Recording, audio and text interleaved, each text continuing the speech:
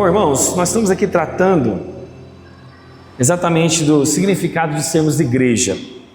E nós vimos no último culto, no nosso último estudo, um texto.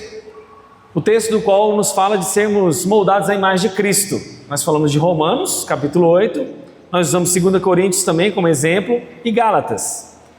E dentro do primeiro propósito, então, do que significa ser igreja, por que a gente está reabrindo esse trabalho, por que a gente deve reabrir esse trabalho e por que essa igreja precisa permanecer aberta?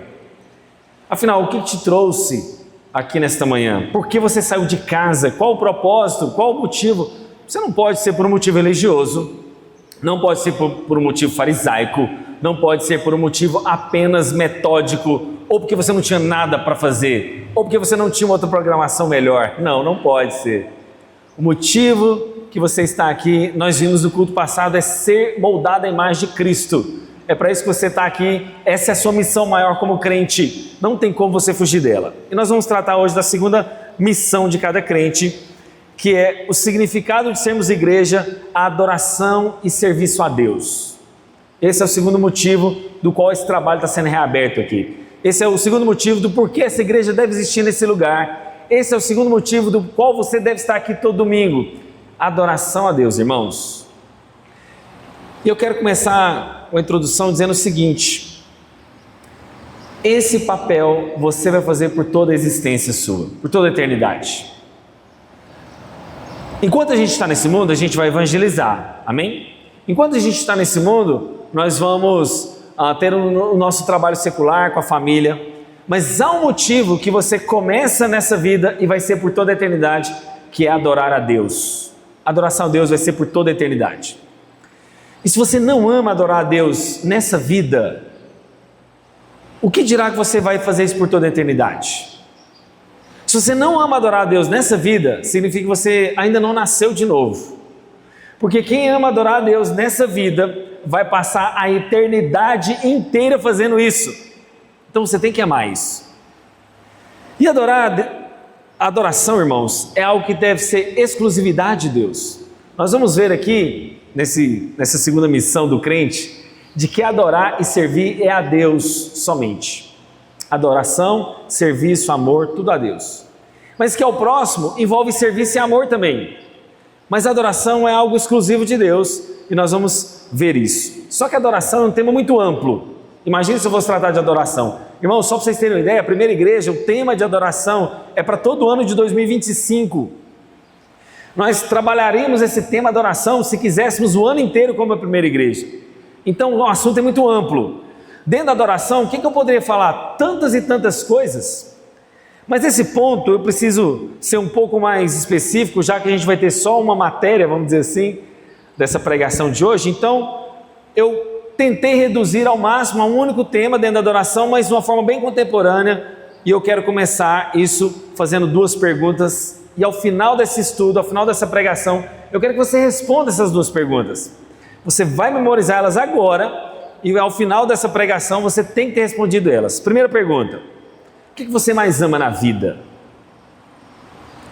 O amor está intimamente ligado à paixão, desejo, atitude, esforço, energia, recurso, tudo que você tem. Amor está ligado a isso. E o que você mais ama na vida? Primeira pergunta que você tem que responder. A segunda, que está muito ligada à primeira, é: se você ama muito isso, significa que você vai depositar afetos, paixão e adoração. O que você tem adorado? Então a primeira pergunta é: o que você mais ama? E a segunda pergunta é: o seu amor, que envolve paixões, desejos, recursos, esforços, está ligado à segunda pergunta é: então o que você adora diante desse amor que você tem depositado? E essas duas perguntas, elas são fundamentais para a sua vida. O que você ama e o que você adora. Porque elas não são apenas fundamentais, irmãos. Ela é a resposta daquilo que vai te moldar.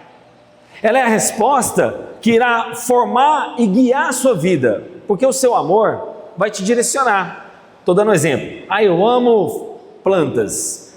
Eu amo passear no shopping. Eu amo viajar. Esses amores vão guiar as suas decisões. Esses amores vão guiar as suas paixões, o seu dinheiro, o seu recurso, o seu tempo, o seu estudo. Vou dar um exemplo aqui. Se você ama demais viajar, você vai estudar sobre viagens, os melhores lugares, você vai usar o seu dinheiro para viajar, você vai usar a sua inteligência para viajar, você vai usar o que você tem disponível para isso. Porque nós somos, irmãos, moldados por aquilo que nós amamos. E amor e adoração estão intimamente ligados. Mas isso não vai formar só suas atitudes, vai formar a sua forma de pensar, do seu caráter, e vai formar a sua possível adoração. E quando a gente pensa em adoração, a gente sempre acha assim, eu não tenho ídolos em casa, eu não adoro um deus Baal, eu não adoro, sei lá, você não tem determinados adoradores, talvez do que o povo de Israel tinha, né? Mas os nossos ídolos, irmãos, estão no íntimo do nosso coração. Os nossos ídolos estão lá dentro. E o ser humano é guiado e orientado por essas energias, esforços, estudos, trabalhos que desembocam na adoração. E aí, sabe o que é interessante? Porque lá no fundo a gente pensa assim, pastor, mas eu não adoro a nada. Irmãos, em primeiro lugar, genuinamente falando, os reformadores falavam do que a gente chama de semente da religião. Todo mundo adora alguma coisa. Todos nós adoramos alguma coisa.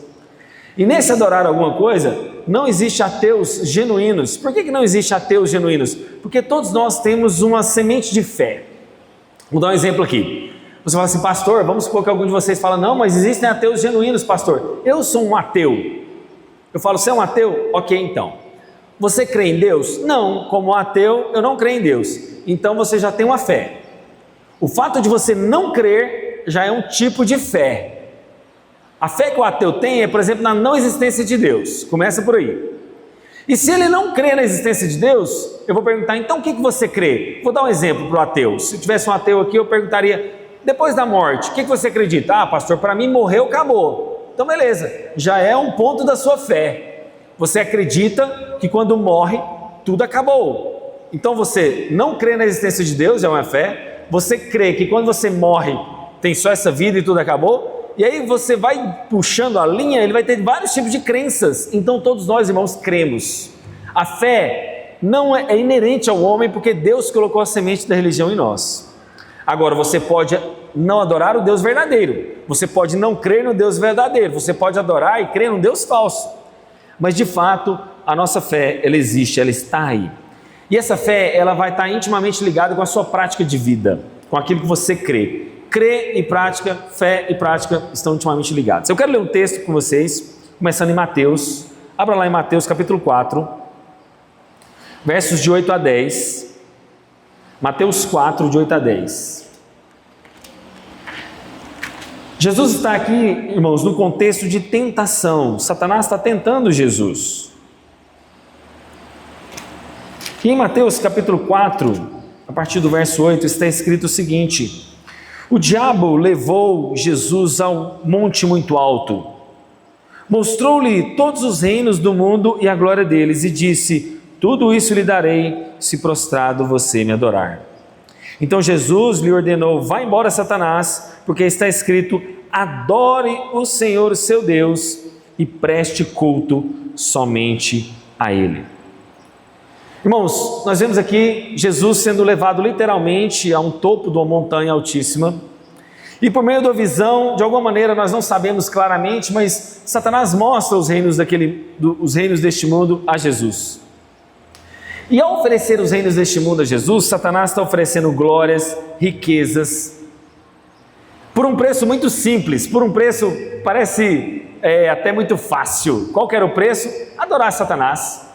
Olha, está vendo as riquezas, glórias desse mundo que custa muito caro para muita gente? Que gente que trabalha para ter glórias e riquezas desse mundo? Pois é, está vendo tudo isso? Eu vou te adorar, aliás, eu vou te dar. Basta só uma coisa, muito simples, me adore, me adore.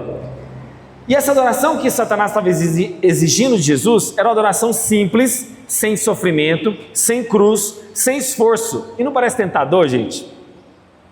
Satanás está fazendo exatamente isso com as pessoas hoje, oferecendo riquezas, oferecendo as glórias desse mundo sem esforço, oferecendo exatamente aquilo que ele ofereceu a Jesus no passado, sem sofrimentos.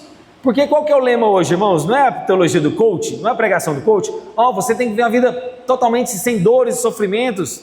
Você vai ser o cara, você vai ter sucesso, riquezas, glórias desse mundo, sem dores, sem sofrimento, sem cruz. E eu fico imaginando quantas pessoas não aceitariam exatamente essa mesma oferta de Satanás hoje, em troca de obedecer a ele, em troca de adorar a ele. E com certeza a esmagadora maioria da sociedade faria isso, sem dor e sem sofrimento, curvando esse inimigo. Por quê, irmãos? Porque as tentações que Jesus sofreu é a mesma que eu e você sofre. A palavra de Deus não diz que Jesus foi tentado em todas as coisas, mas não pecou. Nós também somos tentados. Se Jesus foi tentado, e ser tentado não é pecar necessariamente, essa atitude de Satanás de oferecer essas tentações a nós é um atalho para as coisas desse mundo, é um atalho para as glórias desse mundo. E sabe, irmãos, não existe atalho para a vontade de Deus, não existe. Para a vontade de Deus, para a gente participar da sua glória, a gente vai ter que participar dos seus sofrimentos. Para a gente participar das glórias do reino celestiais, nós vamos participar de abnegações, de tomar a cruz, de sofrer o dano. 1 Pedro 5,10 fala isso. Mas o diabo queria que Jesus pensasse nos reinos terrenos, igual a gente. A gente, irmãos, é muito fixado nesse mundo. Parece que as nossas tendas estão muito fixadas, as nossas estacas estão muito firmadas nas rochas dessas coisas que vão passar. E o diabo exige literalmente uma adoração aberta, desejando exatamente o que? Assumir o lugar de Deus. Não foi isso que ele quis? Satanás sempre quis isso. Nós vemos naquela queda de Satanás, quando a gente lê o texto bíblico em Isaías, da ideia de um reinado físico de alguém local. Mas Isaías e Ezequiel mostram exatamente que quando Satanás, aliás, aquele reino terreno está sendo mostrado, ele está prefigurando o próprio diabo.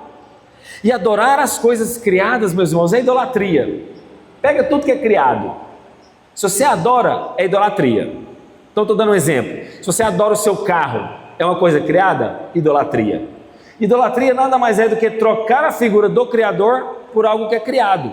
Só isso. Isso é idolatria. Ah, minha esposa, eu amo ela, eu idolatro ela de certa maneira. Idolatria. Ela é um ser criado, ela é uma criatura. O carro, o dinheiro, os filhos, a igreja, qualquer coisa que foi criatura, vamos dizer assim, que é criada, se substitui o Criador, é idolatria. E é exatamente esse tipo de tentação que as pessoas mais caem nesse mundo. Eles não adoram a Deus. Mas o que Jesus falou? Final do verso 10: adore o Senhor, o seu Deus, e preste a Ele somente culto. Amor tem tudo a ver com aquilo que você adora. Por quê, irmãos? Quando a gente usa a palavra de amor, a gente sempre imagina uma coisa meio, talvez, mística de sentimento. Se eu falar assim, eu amo a Jeane, aí vai falar assim, coisas meio sentimentais, né? Vai vir coisas assim, emocionais. Mas, biblicamente falando, e principalmente no Antigo Testamento, amor tinha a ver com ação, atitude. E a gente não pode usar esse clichê reducionista dizendo que amor é apenas sentimento, porque amor também envolve escolhas. Amor envolve atitudes, ações práticas. Então, o mundo ele é orientado exatamente por aquilo que a gente chama de uma famosa frase: você é aquilo que você come. Vou dar um exemplo aqui, né? Vamos supor que você come muita gordura, muito açúcar. Quando você vai fazer um exame, o que acontece? Aquele exame vai mostrar aquilo que você come, né? O exame vai mostrar somente aquilo que você se alimenta. Você se alimenta de muita gordura, muito açúcar. O exame só vai mostrar aquilo que você está comendo, só isso. E quando aquela frase diz você é aquilo que você come, ela tem verdades, só que é muito mais do que isso. Nós somos muito mais do que isso, porque nós somos aquilo que nós cremos e aquilo que a gente ama. Você é aquilo que você come? Sim, mas você é principalmente aquilo que você crê e aquilo que você ama. E esse amor que está te moldando, está te definindo, está gerando o seu caráter, é como uma câmara secreta do seu coração. O amor e a adoração tem a ver com a sua dedicação, com o seu serviço. Mostra aquilo que você ama acima de tudo. Isso vai depositar a sua energia, o seu dinheiro e o seu esforço. Por isso que existe um abismo muito grande entre as pessoas falar que creem em Deus e na sua prática da vida cristã. Você já parou para pensar por que está tão distante aquilo que você ouve na igreja com aquilo que você pratica em casa? Para pensar, por que é distante? Por que você ouve a pregação no domingo e não consegue viver lá na segunda-feira? Por que você talvez ouve a pregação no domingo de manhã ou domingo à noite e não consegue colocar em prática na segunda, na terça e na quarta? Talvez seja porque os seus amores e as suas adorações estão sendo canalizadas diferente do que está sendo pregado. A gente prega, mas a sua prática é outra. A gente prega, mas você não crê naquilo que você está praticando lá fora. Como é que está a sua forma de vida quando você ouve a pregação, que você sai daqui? Por isso, eu vou repetir uma coisa muito séria. Você não é um agente passivo aí no banco. Você pode estar achando que só eu sou a pessoa ativa aqui, né? Eu tive que preparar, eu estou falando, eu estou pregando, e você está passivamente ouvindo aí no banco. Não, você não é um ser passivo. Você é um ser ativo, porque você tem que estar praticando aquilo que está sendo falado aqui agora. Se a gente não fizer isso, a gente vai ser como o texto de Tiago, lembra? Você vai estar enganando a você mesmo. A sua casa vai ser como Jesus falou, vai ser uma casa construída sobre areia. Então parece que todos nós passamos por aquela experiência de que a gente ouve a pregação, trouxe uma informação nova, incrível, mas no outro dia parece que a gente está firmemente decidido a mudar, mas parece que nada acontece. E por que nada aconteceu? Porque tem amor e crença envolvido e precisa ser praticado. Tem um conceito secular que diz que nós somos seres. O que nos faz diferente do macaco, da girafa, do passarinho, da minhoca e da planta lá fora? O que nos faz diferente? A ciência diz que é por causa do telencéfalo altamente desenvolvido e o polegar opositor. Por mais que o macaco tenha 5 dedos, ele não tem a capacidade de pinçar objetos. Esse polegar opositor, o nosso polegar, ele dá precisão aos objetos. Por isso que a gente tem precisão ao costurar, tem precisão ao manusear uma folha, tem precisão ao manusear o celular. Por causa do polegar opositor, nos dá capacidade de precisão das coisas, detalhes. Isso nos faz diferente, segundo a ciência, de todos os seres humanos, mas nós somos muito mais do que seres humanos com o telencéfalo altamente desenvolvido e o polegar opositor. Sabe o que nos define? Que nós somos feitos à imagem e semelhança de Deus. A Bíblia nos define assim. E nós, como seres à imagem e semelhança de Deus, nós temos crenças e amores que quando a gente deposita aquilo ali, a gente vai depositar lealdade. Quando você é leal a alguma coisa, você está depositando amor, você está depositando crença naquilo. Por que a gente fala de sermos fiéis à palavra de Deus? Porque nós somos leais e nós amamos isso aqui. E quando a gente resolve amar, servir, seguir e ser leal a esse Deus, nós vamos ter uma disputa de crenças no nosso coração. Porque o nosso coração pecador quer amar, desejar e ter amores ao pecado. Por que é mais fácil sair pecando? Por que é mais fácil seguir o fluxo desse mundo? Porque o pecado já está ali, martelando o seu coração. E o pecado está martelando o seu coração, você vai amar, você vai adorar, você vai desejar, você vai crer naquilo ali, certo? Só que essas disputas de amor nos nossos corações tem que prevalecer o amor, a crença, o desejo e a lealdade a Deus. Porque, irmãos, nós somos atraídos de forma constante, gradual. Eu já usei esse exemplo lá na primeira igreja, nas minhas pregações, mas vou só reafirmar ela como você colocar um sapo numa água morna, quente ou gelada. Se você pega um sapo e põe ele numa panela de água gelada, o que ele vai fazer imediatamente? Ele vai pular da panela, está muito gelada, ele não adaptou. Se você igualmente ferver uma água, colocar o sapo ali, ele imediatamente vai pular daquela água fervente. Mas se você colocar o sapo na água natural, ambiente, ele vai se acostumar. E você gradualmente vai ligando o fogo e lentamente vai cozinhando o sapo. Ele vai ficar ali estático naquela água até morrer sem saber que está morrendo. Ele morre de forma inconsciente porque ele foi cozinhado, ele foi cozido. Irmãos, a nossa adoração então não é algo opcional, você vai adorar alguma coisa, não cai nessa ilusão dos ateus. A nossa adoração, irmãos, vai fazer das escolhas, das nossas lealdades e aquilo que são os nossos ídolos. E quais são os nossos ídolos da nossa geração hoje? Dinheiro. Dinheiro, por exemplo, é o real significado que a gente dá de que nunca vai ser suficiente. As pessoas sempre vão trabalhar por mais dinheiro, é um ídolo da nossa geração. Outro ídolo, o poder. Por que o poder é um outro ídolo? Porque com o poder você se sente menos fraco. com o poder você sente menos temor, você tem mais poder sobre as pessoas. Outro ídolo dessa geração quer ver a beleza estética do corpo. Irmãos, o que o Instagram é senão um desfile de beleza da moda? A adoração ao corpo, a adoração à beleza, a adoração ao sexo. Um outro ídolo é a inteligência e o conhecimento, porque pessoas querem sempre mais e mais inteligência e conhecimento e nunca vão se satisfazer com isso. Irmãos, eu poderia citar muitos ídolos. E quando Jesus está dizendo para Satanás que nós só devemos prestar culto a Deus e adorar a Ele, significa desses amores, desses anseios depositados em Deus. Irmãos, onde você está depositando o seu amor? Sério, volta àquela primeira pergunta que a gente fez. Aonde você está depositando o seu amor? A pergunta inicial da nossa pregação. E eu quero traduzir tudo isso que a gente falou até agora no título que alta adoração, a religião que mais cresce no mundo.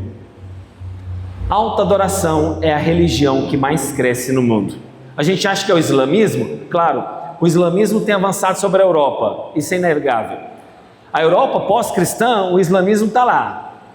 No Oriente Médio, nos países mais ao Oriente, o islamismo tem dominado, é verdade. As populações são as pessoas mais populosas do mundo, estão ali naqueles países, sim. Mas a religião que mais cresce no mundo é da autoadoração. E autoadoração está falando de pessoas que são o centro das coisas.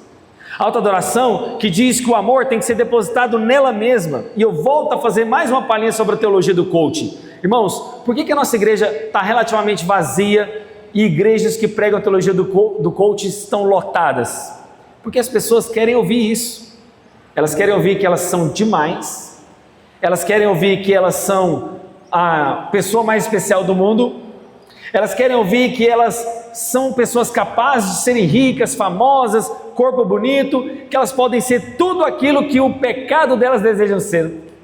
Essas igrejas alimentam nada mais do que o pecado na vida delas. Dinheiro, fama, sucesso, tudo aquilo que Satanás propôs a Jesus, não é mesmo? Satanás não propôs as glórias desse mundo? Satanás não propôs as riquezas desse mundo?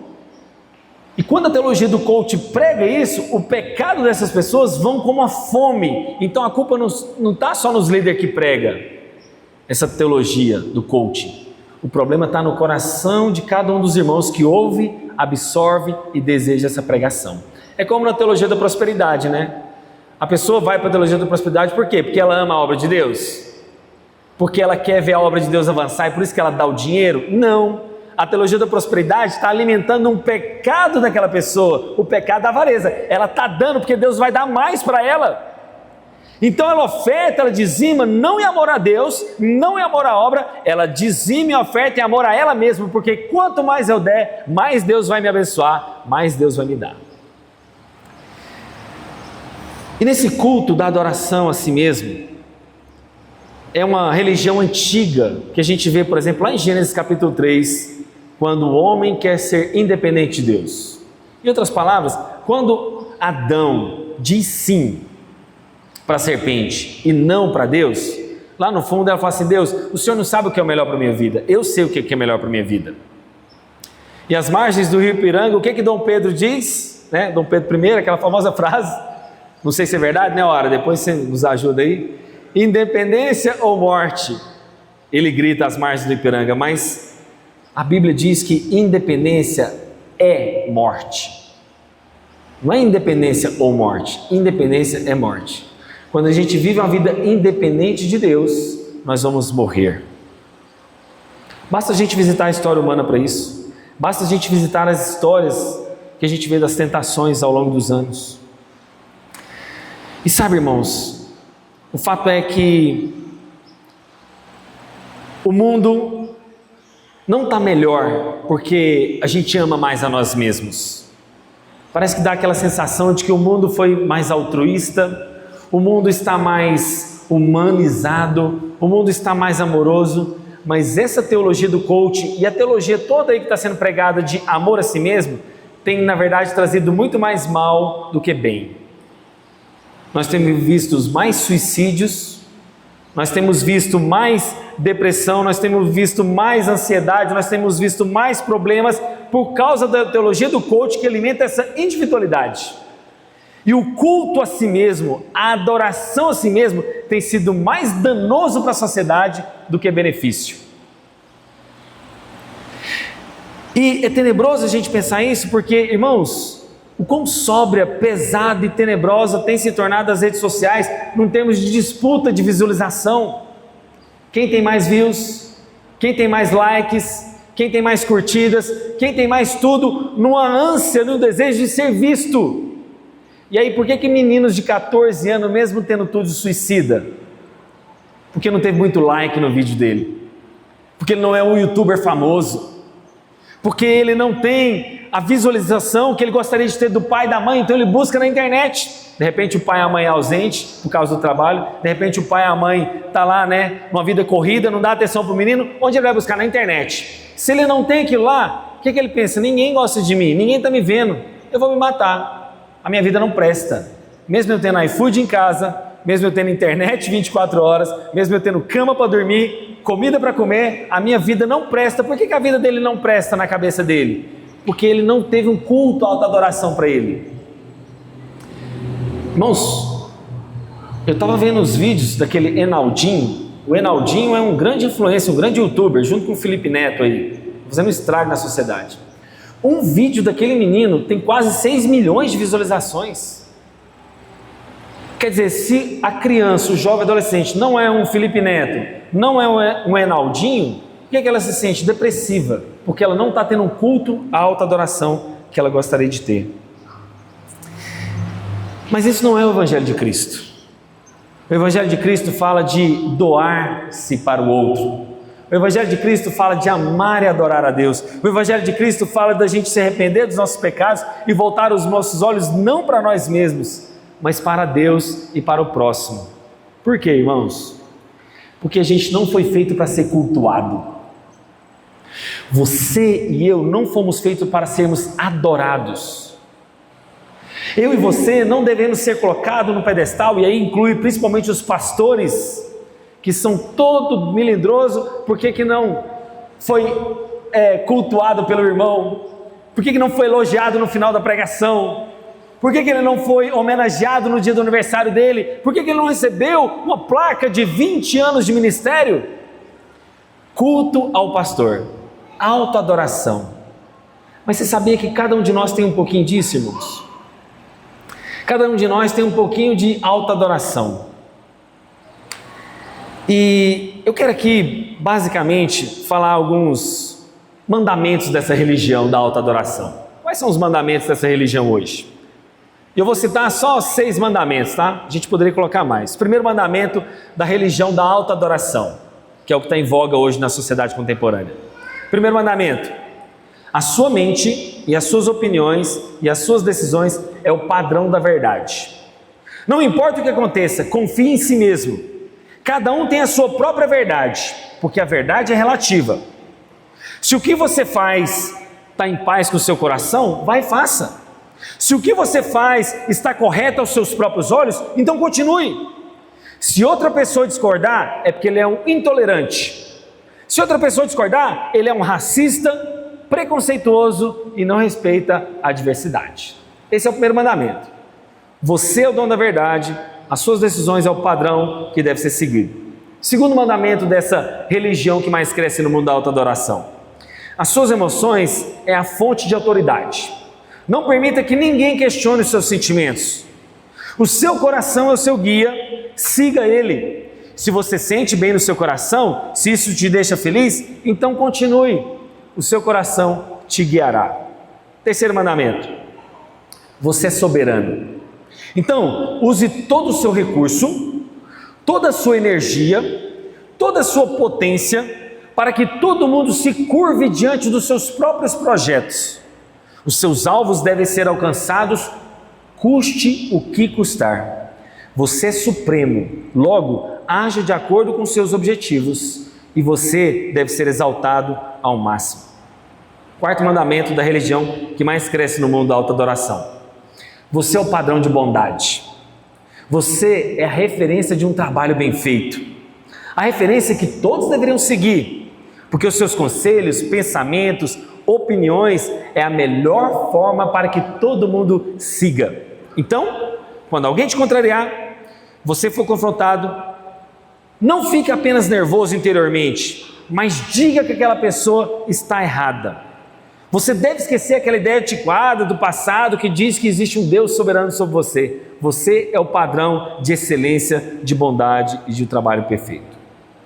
Quinto e penúltimo mandamento. Você é quem determina, você é o Criador. Use toda a sua imaginação, impulsos, desejos, vontades para criar a sua própria identidade. Por fim, sexto e último mandamento. O prazer deve ser buscado a todo custo, a todo momento. A dopamina, que é o hormônio responsável pelo prazer e recompensa, deve ser a sua dose diária. Não fique sem ela.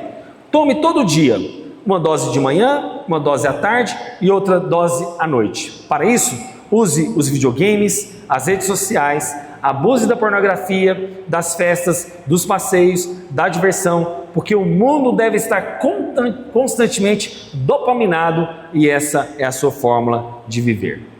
Esses são os mandamentos da religião que mais cresce no mundo, a autoadoração. E quais são os problemas dessa religião, irmãos? O problema é que a autoadoração é uma clara rebelião contra Deus. O problema é que a autoadoração nos leva a ser autores da própria verdade, autores do nosso caminhar e independência de Deus, como eu disse para vocês, aquela frase de Dom Pedro I invertida, né? E a gente não entende, talvez, por que a gente está se perdendo no meio do caminho. Por que talvez a gente perdeu o rumo da vida? Porque eu volto a afirmar, nós não fomos feitos para serem adorados. Nós não fomos feitos para serem exaltados. Existe um ser supremo, existe alguém infinitamente melhor do que nós, existe alguém infinitamente maior do que nós, que deve ser adorado, que o sentido da vida está lá, que o sentido deve ser buscado, adorado. Porque quando a gente tenta fazer isso por nós mesmos, irmãos, quando a gente se volta para nós mesmos, para a gente se auto-adorar, a gente vai cair no vazio eterno, seremos ruínas miseráveis. Basta ver o Whindersson Nunes, também um grande influencer youtuber, com 2 aviões, se eu não me engano, com o dinheiro que tem, em depressão, problemático, vive lá tomando base de remédios, enfim, fazendo o que for para tirar o vazio interior, porque não existe, irmãos, nada na nossa vida que não possa ser suprido se não for por Deus. Mas infelizmente a sociedade hoje não quer sacrifícios. Ao contrário de Jesus, ninguém quer viver uma vida sacrificial. Mas o Evangelho fala de uma forma de viver uma vida sacrificial. Para quem? Para Deus, para o próximo. Irmãos, como a gente não foi criado para ser adorado, idolatrado, cultivado, quando você faz isso para você mesmo, mais frustração vai gerar. Por quê? Você vai querer que mais pessoas te adorem, você vai querer que mais pessoas te sigam no Instagram, você vai querer que mais pessoas te sigam nas redes sociais, e quanto mais seguidores, mais o seu ego infla, mais você se sente seguido por pessoas. Basta ver, por exemplo, o Cristiano Ronaldo, que é um exemplo mesmo de um atleta. Basta ver as grandes influências como a Beyoncé, que ela tem milhões de seguidores, mas ela não segue ninguém no Instagram, sabia disso? A Beyoncé não segue nem o próprio marido no Instagram. Por quê? Desejo de autoadoração, desejo de culto, desejo próprio. Mas a sociedade tem forçado as pessoas a respostas rápidas, porque lá no fundo a gente quer ser um mini Deus. Lá no fundo a gente quer que todo mundo siga os nossos conselhos. Lá no fundo a gente quer que todo mundo siga as nossas ordens, mas a gente não recebe ordens de ninguém. Sabe o que eu chamo isso? De síndrome do ditador. A gente tem um mini ditadorzinho dentro de nós. Marcelo, faça isso. Raquelino, faça aquilo. Fernando, faça isso. Mas na hora deles falar, pastor, faça isso, não, aí eu não posso. Na hora que o Cauã fala assim, pastor, o senhor errou nisso, não, aí eu não posso. Uma síndrome de ditador que cada um tem dentro de nós, onde a gente quer mandar em todo mundo, a gente quer dar conselho para todo mundo, mas a gente não quer receber conselhos. Eu quero encerrar, irmãos, para a solução. Então qual que é a solução? A gente viu os problemas da autoadoração, vimos os mandamentos dessa religião que mais cresce no mundo. Qual seria então a solução para essa religião? A solução, meus irmãos, É como Einstein disse numa frase, Albert Einstein disse o seguinte: uma pessoa começa a viver quando começa a chegar fora de si mesmos. Irmãos, nós somos feitos para cultuar um Deus verdadeiro. E para ser verdadeiramente completos, plenos, nós precisamos desse relacionamento com Deus. E eu volto àquela pergunta inicial: o que você mais ama? É Deus mesmo? Em que você tem depositado os seus amores, afetos, paixões, dinheiro, tempo, recurso, inteligência, esforço, saúde? Será que quando você tem saúde, você se dedica a Deus? Será que quando você tem dinheiro, você se dedica a Deus? Será que quando você tem tempo, você se dedica a Deus? Como você tem usado aquilo que Deus te deu, aquilo que você tem? Irmãos, ao encontrarmos esse amor neles, nós vamos encontrar descanso nele. Ao encontrar o nosso foco em Deus e adoração a Deus, nós vamos ser reorientados, encontraremos o nosso propósito de vida e assim sim, nós seremos plenamente satisfeitos, como John Piper diz em muitas de suas pregações. Amém?